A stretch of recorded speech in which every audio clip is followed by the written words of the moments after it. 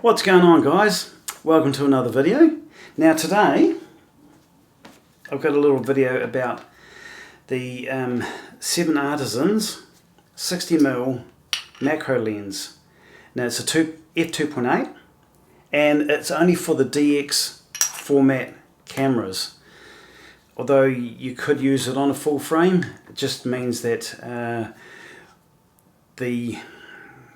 you'll get either vignetting or you'll have to switch it to DX mode in camera anyway.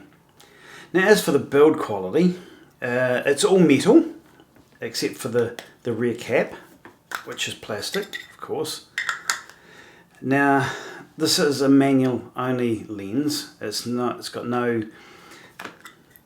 contacts on the rear of the lens, so you'll have to switch your camera over to manual. But as with most macro lenses, you want to use manual focus anyway. Now, I don't know if you can hear that. There's a little bit of play in the focus ring, just a little bit, and you hear that when you're moving the ring backwards and forwards a little bit. There's just a little bit of play, probably about half a millimeter play on there, but other than that it's not too bad. Now another thing, like I said, a metal lens cap as well, just a push on one. And now the filter thread is a 49mm filter thread, and the elements don't move as you're focusing in and out, which is quite handy. And the aperture ring, so it goes from 2.8 to 22, but there's no clicks on it. It's just smooth as butter. And that can be a good thing for video work, but I tend to bump it a little bit, and you never know what aperture you're on. There's no clicks, no indents on each of the markings from f2.8 to 22, which is a shame you couldn't switch. It would be quite good if you had like a little switch to switch it to smooth rotation, or to have like little clicks in it.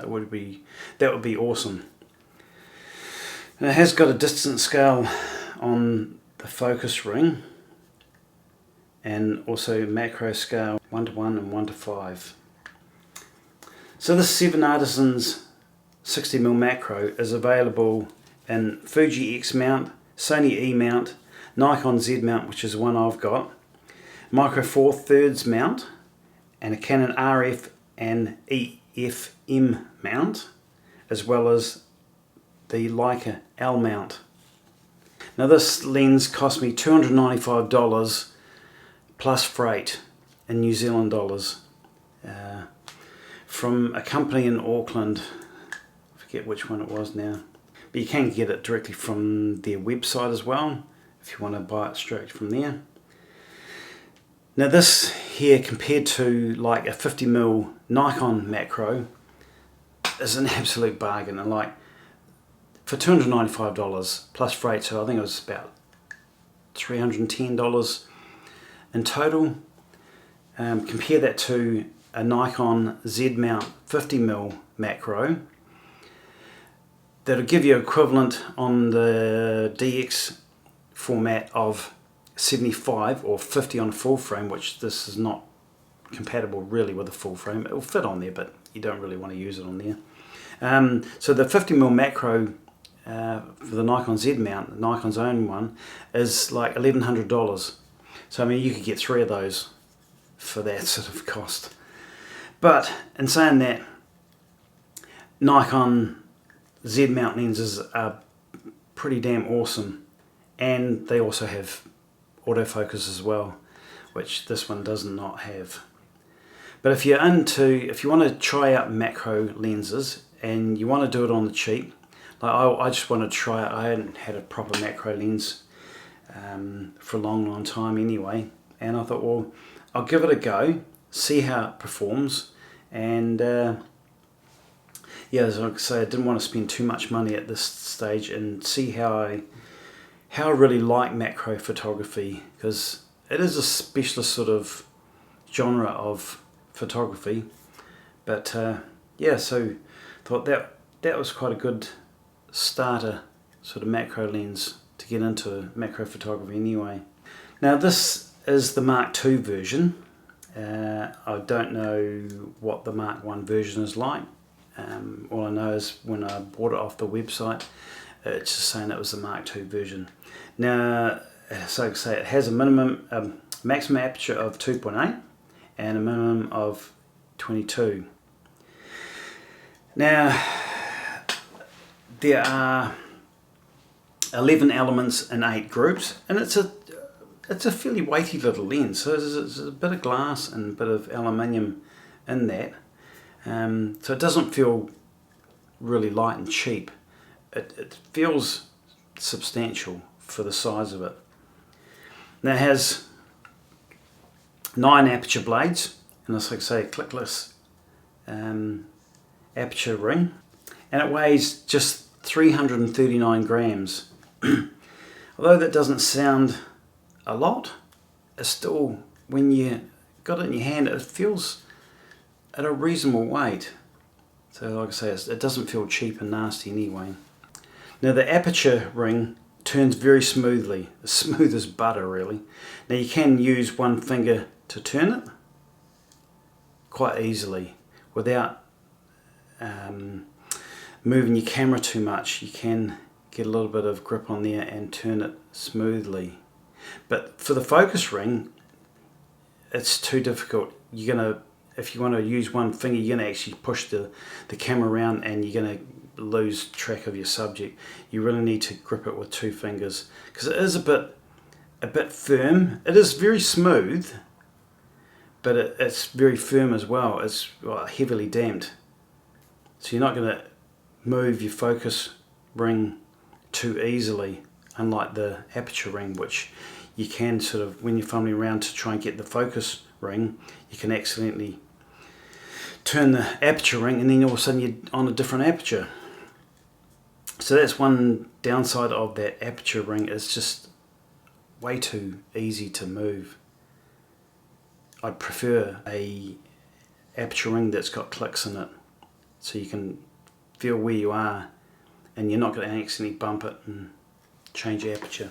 Now if you shake the lens, you hear nothing. There's nothing, absolutely nothing moving in there when you move it around. Unlike some lenses I've found where you give it a little bit of a shake like that and you hear like the elements clunking around in there. This one's nice and tight, all the elements in there, no movement whatsoever. So I'll put up on screen a few of the images I've taken with this lens. Some of the images are just of some of the camera gear that I've stole just recently, but the images straight out of camera look reasonably sharp if you nail the focus. Now with pretty much all mirrorless cameras now, and like the Nikons, you're helped by the focus peaking. So if you use the focus peaking right and you take your time and nail your focus right on point where you want it, the images come out pretty sharp. They may not be as sharp as like the Nikon mirrorless lenses, the Z mount lenses, but hey, you get what you pay for. And I mean, like, that's not to say this is not sharp. To me, they're sharp enough. Some people might compare them to like a Nikon and go, oh, they're not quite as sharp as the Nikon, but how sharp do you want them, you know? And there's always software like in Photoshop or Lightroom or whatever program you're using to add a little bit of clarity, a bit of sharpness to the image anyway. But I find the images from this to be pretty decent. Like, I can't complain. Like if I had the Nikon Z mount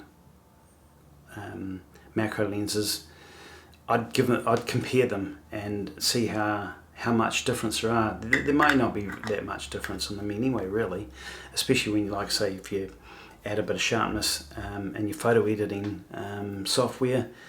The majority of people probably are not going to know which is which anyway. So for all that, I think it's pretty good value, and I'll put it on my Z50 and show you what it looks like on there. The only thing I find with this is, like, I'll show you, with the little white dot on the lens, on the outside of the lens there, you can line it up with the dot on the lens mount. But on here, you've got a little red dot on the inside of the mount, the flange there, which you've got to basically line up like that. I'd prefer it if you had like a little white dot on the lens, the outside of the lens, to line it up that way. But never mind, that's just a minor issue anyway. There it is on the Z50, and it doesn't feel too front heavy. It feels pretty good actually, and it doesn't look too out of place with that on there either. It's not a big huge lens. So this paired with the Z50 or even a ZFC would be ideal to get into macro photography. So anyway, I hope you like the images I put up on screen, and I hope you like the little mini review of the 7 Artisans 60mm macro. And thank you all for watching, and we'll see you again next time.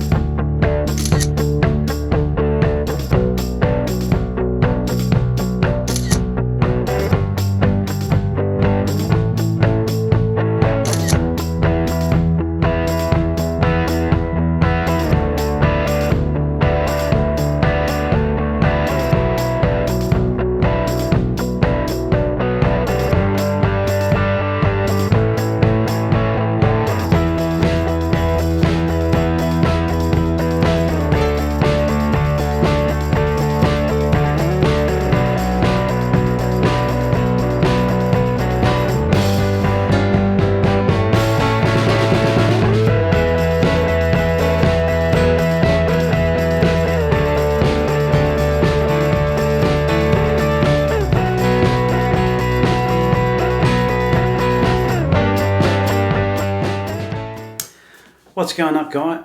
What's going up? Not what's going up. Now, the build quality on this little thing, to me it sounds, let's try that again. 7 Artisans,